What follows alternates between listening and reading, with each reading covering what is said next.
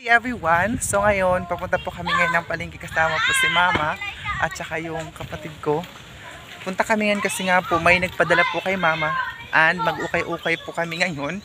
Maraming salamat pala kay ate dun sa Singapore. Singapore ba? And thank you so much. Hindi din siya mag-mention na kanyang name. So thank you so much. So ngayon, sakit ang ano ni Mama gilid. So bumili muna kami dito ng kutray kasi sakit ang kilid niya day. Sukmat yan yung tiay. Dito muna kami guys. Pwede pala dito makapaano ng GCash o pa cash out, cash in, pero mahal dito day. So ayun, bili muna kami ng gamot. Umino muna siya ng gamot. And dito na pala yung padala ni ate sa Pasig na ano na ni Mama, ginamit na din niya agad-agad. So ayan na. Kalanda na ka lang. Bagbagtos na kita. Exercise na lang kami guys. Sabi ko sa kapatid ko, maglakad-lakad lang kami. Ano kasi yung kapatid ko maglakad eh. Pero fresh ko ngayon day. Sayang kasi yung pamasahe na 36 pesos.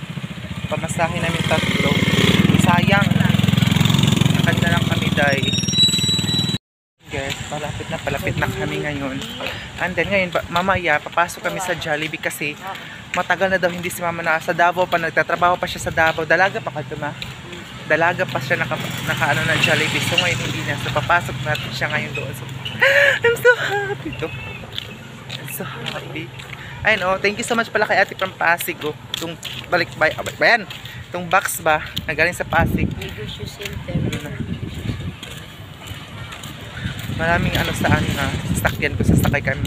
Sayang day ang pamasahe. Malapit lang naman oh, doon na. Doon na siya. And then yun, makapunta na agad kami sa paruruunan namin. Ayan guys, palapit na kami doon kasi munisipyo pa lang ito dito. And then ayan siya. Ayan tayo guys, dito muna kami. Pumili muna kami ng ganyan. Dito kami sa may mga fruit. Yung mahal yan day, grapes.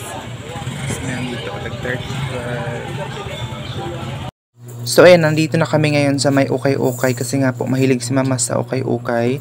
Nandito na kami ngayon and then nag voice over tayo kasi may music dito. Sobrang mura dito guys, meron tag 5 pesos lang. Itong pinunta namin pinakauna ay tag 5 pesos.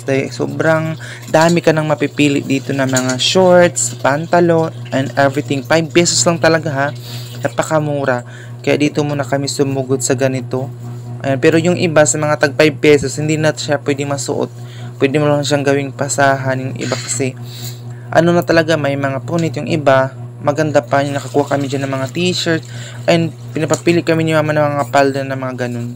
And tumatawa pa siya sa amin kasi gusto niya ipasuot yan dito sa amin ng kapatid ko, yung dalawang palda na yan. So, ayan guys, ang dami dito nag-ano kasi mayroong tag 20 lang. Ayan, so thank you so much, nakagala kami dito. A few minutes later. Dito na kami ngayon sa Jollibee pero hindi pa kami nag-order. Nandito kami ngayon sa second floor kasi sinamahan namin si Mama o nandito siya sa CR. Dahil yung dami natin kanako. Yan o, dun siya nag-CR tayo kasi uminom kami kanina ng, nakita niyo ba yung uminom kami kanina ng fruit salad. So, nagdaot ang iyang tiyan. Sira yung kanyang tiyanday. So, nandito na kami ngayon sa loob ng Jollibee pero mamaya pa kami mag-order. May takot eh. Guys, dito na nakapag-order na. Ito, dito agad sa ano ng aircon and then hintay na lang po kami ng tumunog itong ganito. Tapos, ito yung labas. Ito kami sa taas, sa second floor. And actually, madaming kumakain dito. Oh. Meron din dun sa baba. Kaya doon may bakasyon. Oo, pag masal. Dito na dumating na ang aming food. Kanina pa si Mama naghintay. Ayan siya. Mamaya magdala pa kami mamaya doon sa bahay. Guys, dumating na yung food namin. So, ipagkatukilid din yung kuan lang. Kawan na yung tas, kawan yung Tupperware. Ayan. Basta kawan yung Tupperware isa. Mamaya, gawas itong kuan ma. Tripod. Ayan si Mama. Ngayon lang si Mama nakapasok dito. Ang dami. Ano si Mama, ang dami palang tao dito ngayon kasi withdraw ng purpose. Kaya hindi liw eh. Una akong makanon kanon. Gaya mo na kanon. Paano na itong kuan? So, ayan. So, ayan guys. Price. Thank you so much, ate. Salamat, ma'am. Salamat kayo, te ha. Walang stressful. Sama maka. Bukas na daw. Kacapan mo. Ang chicken ito.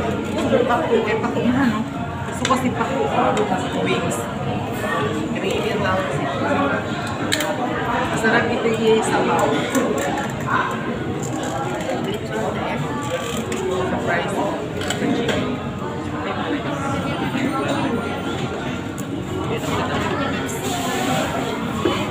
Kami kayo na kusang ba?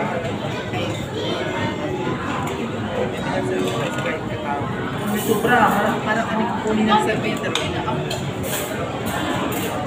familiar. Siya, hindi naman ito.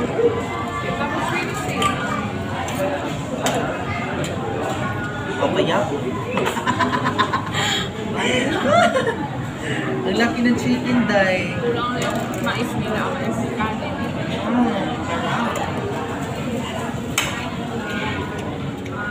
Sarap talaga. Good is na wala karta.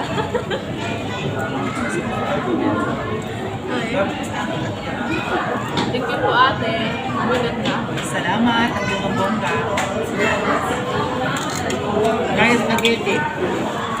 Huwag kang magtaka bakit ma'am tawag ko sa iyo dahil nilispito lang kita. Okay, salamat ha. Yes, salamat. Grabe yan ni Christina.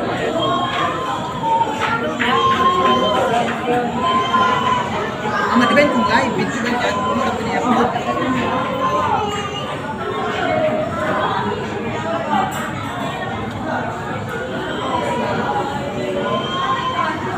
Nakakagap ng asawa. Ayan, kayo ko na. Ito bakit sige kami?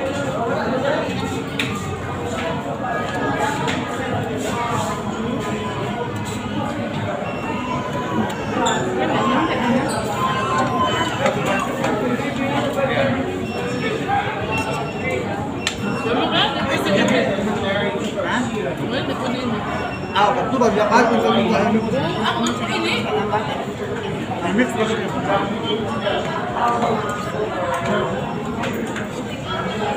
Sabi ka Marites.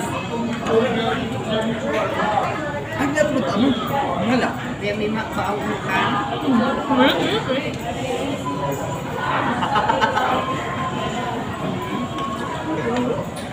Tama ko na yung madungog eh. Say ba tayo ba? Ang tagal namin naghintay, malapit. 30 minutes dahil. Ang daming kumakain ngayon. 24 pesos.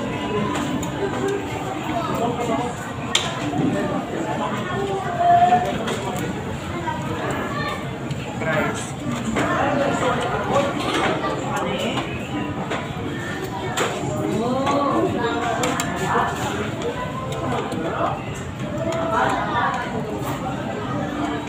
Manila po siya.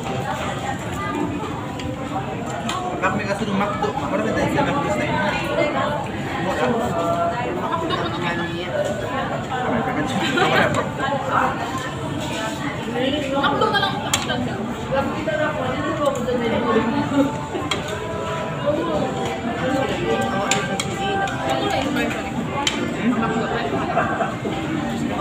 Kaya kung nagkaroon ng burger.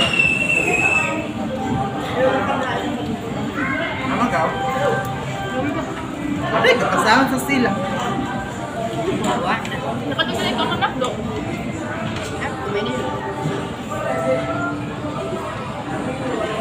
Ito, hulo kayo. Papatayin namin kasi may sound. May music. Yes, tapos na kami kumain tapos hindi namin naubos yung coke kasi si mama hindi niya nainom yung coke. Nilagay niya doon sa mineral. Ito pa. Ito pa. Ah, magaling mo ka lang. Tingnan ako eh. Ah, totoo. Ang ayos, kalunod mo nga hon. Kaya bilhin niya ako na. Paupunta ko lagi. Kailangan maging hawa guys. Tagba. ibabaw. Sa sobra ka busog, hirap na siyang huminga, day. Mga day. Kung ukay-ukay, pamilabhan. Bakit ka ko. Tapos ito, dadali namin para snacks namin mamaya. Doon sa bahay. Ito doon sa bahay. Doon sa boarding. Ayan doon.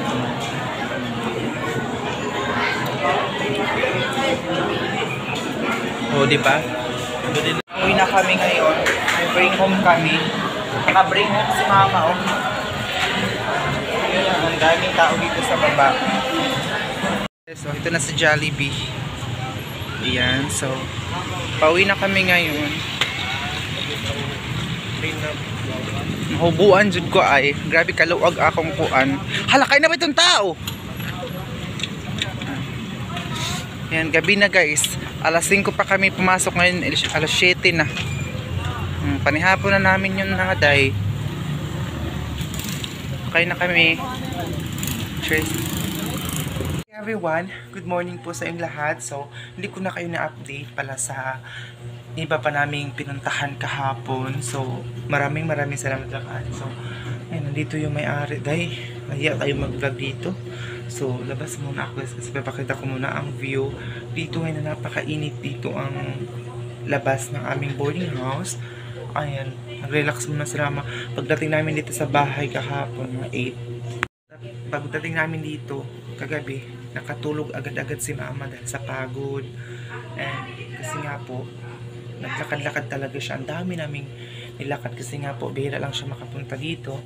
And then, nagpapasalamat talaga siya guys kasi nakapasok na naman po siya sa Jollibee.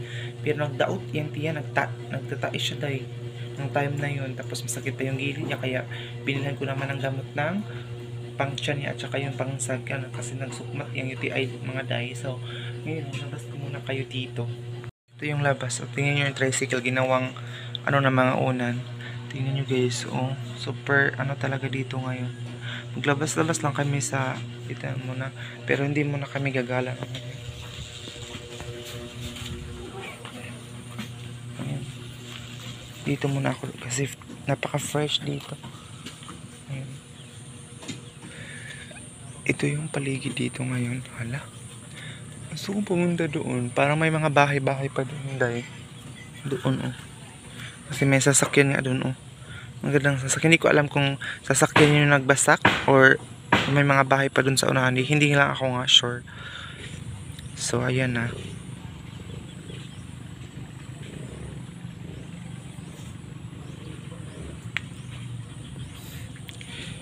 Ito yung labas ng ating boarding house.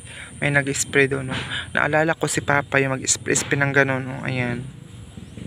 Maalala ko talaga si Papa na kapag may mag-spray ng ganun kasi dati yung sasakahan na nag-spray kaming dalawa tapos ngayon binabaha yung ano namin tapos kinakain ng mga daga yung aming pangisdaan aming sakahan.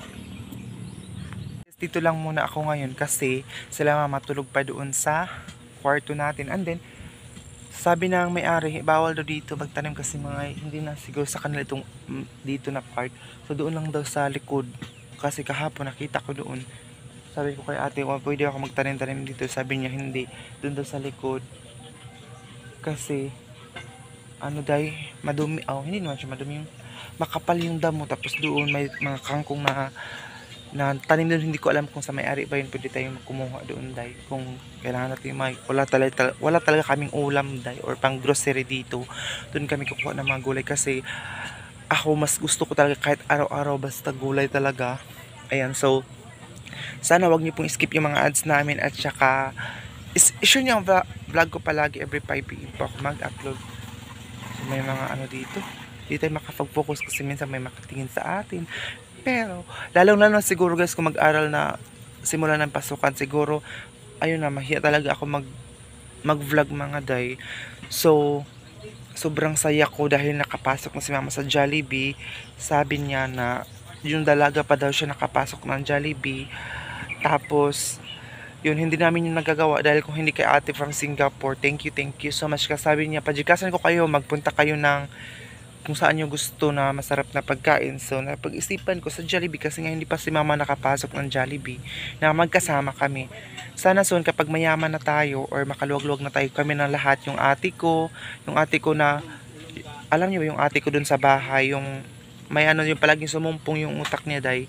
So, at saka si Papa nakapunta naman dito. Yung ate ko talaga hindi pa yan nakapagala dun sa mga city or sa mga syudad. Never pa talaga yung ate ko nakagala-gala dahil sa mga city, ganun. So, kaya pagsasikapan kong mag-aral ng mabuti sa ngayon para kung papalarin makasuccess ang life natin ay madadala ko sila sa city. Si Papa especially, nakano naman si Papa, hindi si Papa ang parang si Papa never talaga siguro nakapasok kasi si Mama nagtatrabaho siya dati. So si Papa parang never po talaga siyang siguro nakapasok ng mga fast food.